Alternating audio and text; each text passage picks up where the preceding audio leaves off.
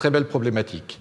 Je passe maintenant la parole à Nicolas Véron, qui est économiste distingué, comme tous les économistes, à Bruegel, le think tank de Bruxelles. Merci beaucoup et merci d'abord à l'IFRI et à tous les organisateurs de la conférence pour me donner le privilège de participer à cette session. Mes propos vont effectivement se connecter très bien avec ceux de Kemal Dervish en me concentrant sur les choix à venir de politique publique à la suite de ce que nous venons de vivre, sur les questions de régulation financière, donc dans une approche très micro, comme le veut le jargon actuel, et pour les questions qui sont pertinentes dans une logique internationale, puisque c'est le thème de cette conférence.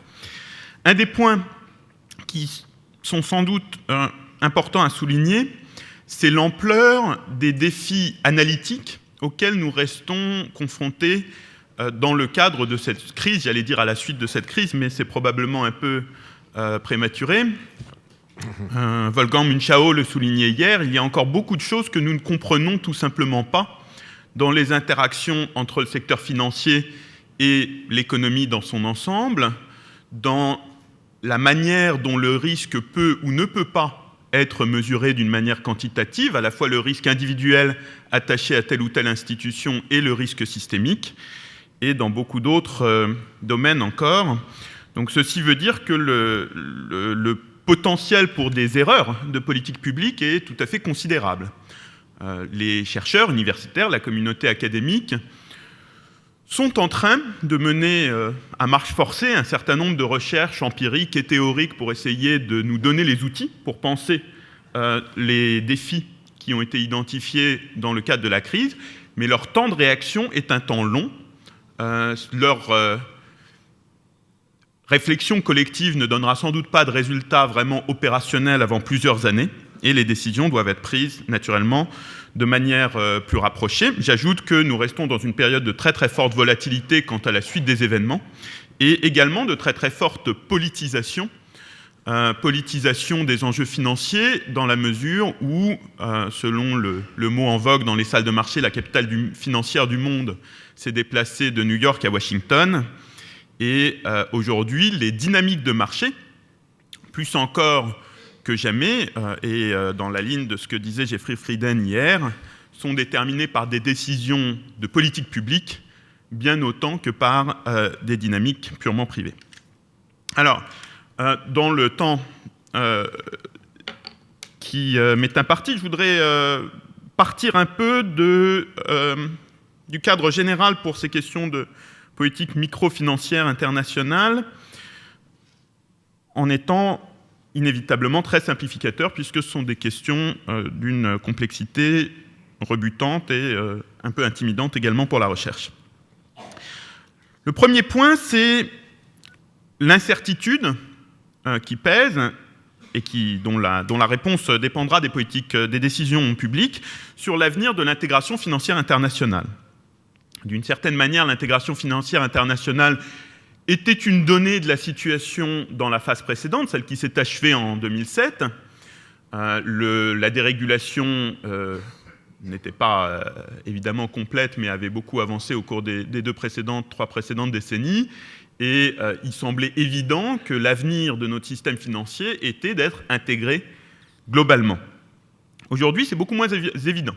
Pourquoi ? Parce que nous avons redécouvert l'importance de la régulation et de la supervision du système financier et que nous n'avons pas d'outils, tout simplement, pour effectuer cette supervision de manière efficace au niveau international dans le moment actuel. Donc, si on veut avoir une supervision qui nous mette à l'aise en termes de maîtrise des risques, eh bien, inévitablement, on est amené à renationaliser un certain nombre d'enjeux, et ceci, nous l'avons vu de manière extrêmement forte, à la fois aux États-Unis, mais peut-être de manière encore plus spectaculaire dans l'Union européenne. Pourquoi plus spectaculaire dans l'Union européenne ? Tout simplement parce que l'intégration transfrontalière dans l'Union européenne est beaucoup plus avancée qu'elle ne l'est aux États-Unis, compte tenu des efforts qui ont été menés particulièrement dans les 10 dernières années pour la construction d'un marché financier, d'un marché unique des services financiers. Il y a beaucoup d'avantages économiques à l'intégration financière internationale, ou en tout cas, c'est ce que pensent beaucoup d'économistes. Il y a aussi des économistes qui pensent que ces avantages ne sont pas si importants. Et je crois que s'il y a bien un domaine dans lequel nous avons besoin d'avancer vers, peut-être pas un consensus, mais en tout cas plus d'éléments empiriques pour guider les politiques publiques, c'est bien celui-ci, les avantages économiques de l'intégration financière transfrontalière. Ce qui est sûr, c'est que si, comme c'est, je crois, le cas de la majorité des décideurs, nous pensons que cette intégration financière internationale doit être maintenue, voire augmentée au cours des années à venir et à la suite de la crise, eh bien, il faudra prendre des décisions et créer des cadres de politique publique qui permettent à des firmes financières internationales, qu'il s'agisse de banques, qu'il s'agisse d'autres acteurs, comme par exemple les réseaux d'audit ou les agences de notation, mais qu'il s'agisse aussi d'entreprises de tout secteur dans leur dimension financière, et notamment dans l'information financière qu'ils donnent au marché et dans la manière dont elles font appel au marché financier, de se faire concurrence dans le cadre d'un level playing field, pour prendre l'expression de Jacques, et ceci est l'élément qui guide les choix de politique de régulation financière au niveau international. Alors ces choix, quels sont-ils ? Ils portent d'abord sur les standards, les normes qui s'appliquent aux différents acteurs privés. Là-dessus, nous avons deux grands domaines dans lesquels la normalisation internationale a déjà beaucoup avancé et fait partie du paysage. L'un, c'est le domaine du calcul des capitaux réglementaires des banques, donc les accords de Bâle, Bâle 1 dans les années 80, Bâle 2 au début des années 2000.